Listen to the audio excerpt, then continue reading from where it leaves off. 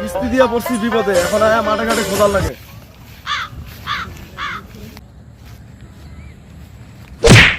আচ্ছা, আপনার ছেলে কই? স্যার স্যার আমার ছেলে তো অসুস্থ খুব। স্যার আমার ছেলে প্যাডের ভিতর ব্রেন স্ট্রোক করছে স্যার। স্যার পাগলের মতন, ওই দেখেন স্যার কি অবস্থা আমার সন্তানের, কিছুই বোঝে না, কিছুই বুঝতে কারো চিন্তা আছে না স্যার।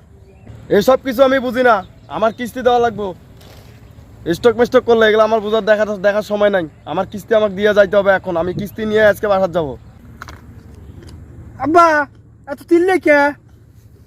এই দিদি এটা বাড়ি মারো। আমার কিস্তি দেন, আবার আমারই বাড়ি মারতে চায়। আব্বা খালি এটা থাক, এটা ইট দিয়ে মাথায় বাড়ি মারো। দেখছেন স্যার আমার পোলা কি বেলপা মাথা নষ্ট হয়ে গেছে।